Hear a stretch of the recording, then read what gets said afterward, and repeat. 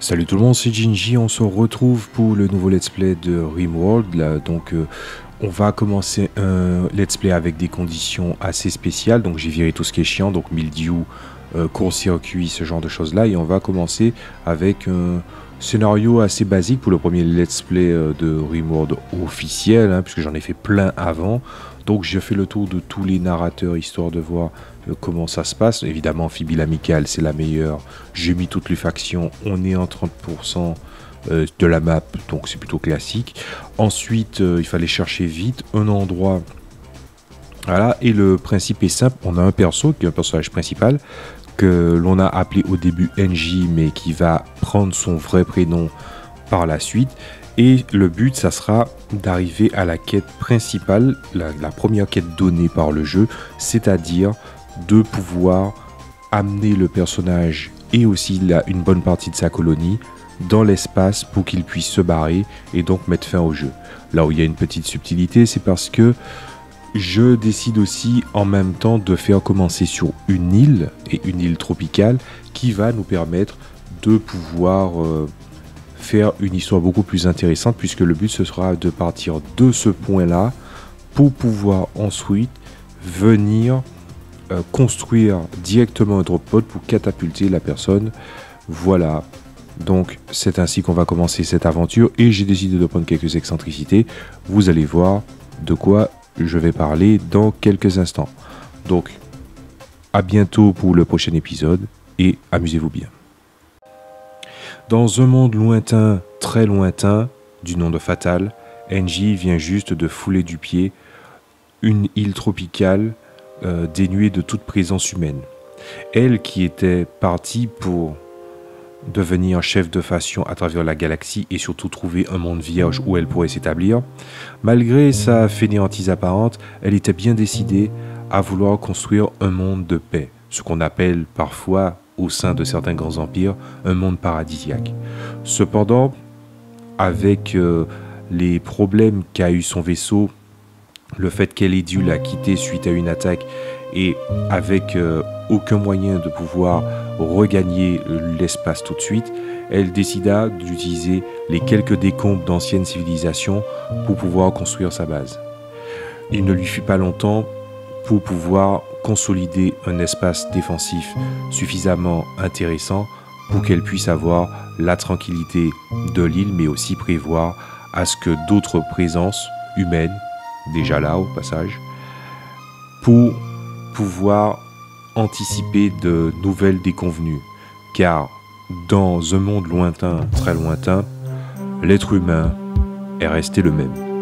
Avec les conflits des factions qui se présentent et qui se bousculent dans ce jeu de pouvoir assez abyssal, elle, de par sa simplicité d'esprit, elle va utiliser toutes ses compétences pour pouvoir amener sa vision de la paix aux yeux du monde. Elle fut repoussée non loin de sa base, tandis qu'elle était en train de nourrir un sauvage dont l'estomac criait famine. Ce dernier, pris d'une agressivité qu'elle n'avait pas soupçonnée, elle prit quelques coups d'avant-bras au passage. Mais, sachant que sa méthode de vie n'était pas efficace face à un tel adversaire, elle décida de sortir son last sniper en plastacier et d'enchaîner quelques coups de crosse pour pouvoir l'abattre et le mettre hors d'état de nuire. Il lui fallut donc du temps pour réfléchir, mais très peu de temps, pour savoir si elle devait en faire un prisonnier ou un potentiel nouvel allié. Elle opta plutôt pour la seconde solution et l'emmena aussi rapidement que possible vers le sol bétonné de sa chambre. Après quelques hésitations et quelques pas imprécis, elle se mit en marche.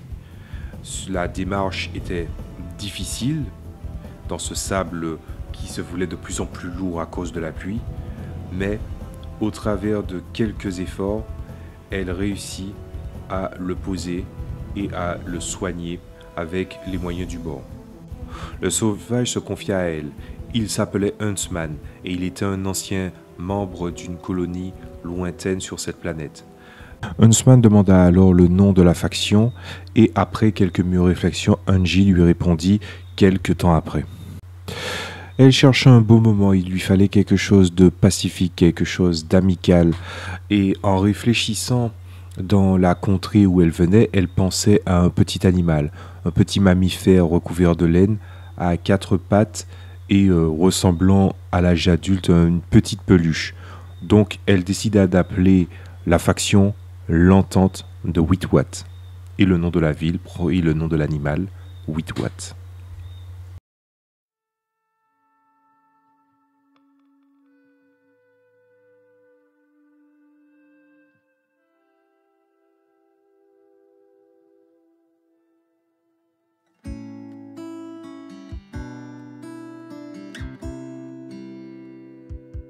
Après 4 jours à améliorer la base sans aucun événement intéressant, un requin blanc fit son apparition dans le secteur.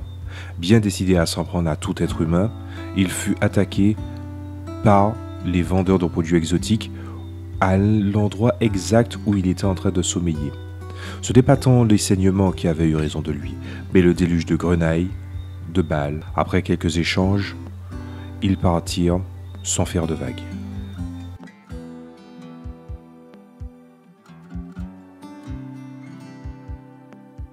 Un jour après, une réfugiée du nom de Zeim proposa au groupe de rester quelque temps.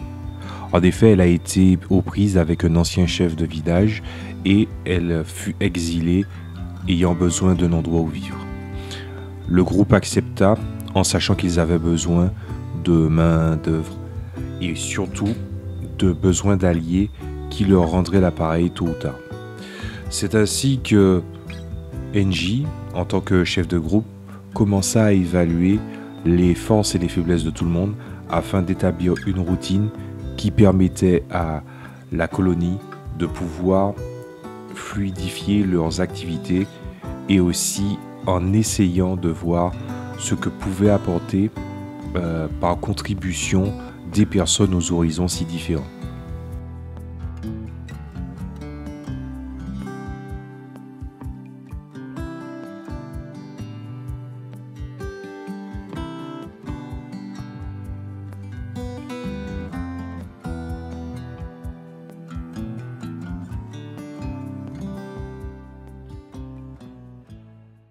Au début du mois suivant, qui annonçait l'été, Enji affirma son autorité pour de bon en construisant un hôtel dû à sa croyance du franc entier et décida d'en faire la religion principale de la colonie.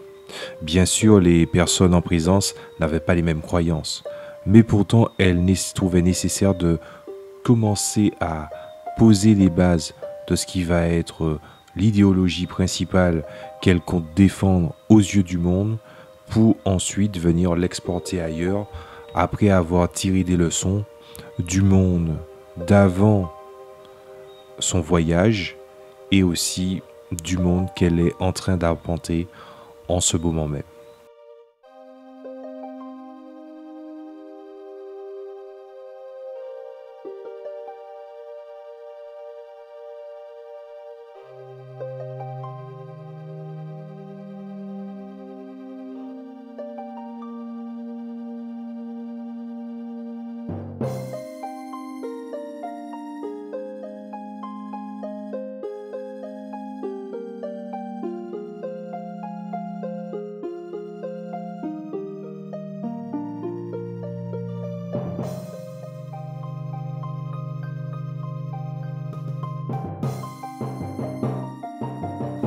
Après la visite d'un grossiste et aussi après que Huntsman s'est mis à bouder parce qu'il commençait à manquer de viande, il était nécessaire que Enji commence à travailler sur des enclos et aussi à préparer son propre bétail.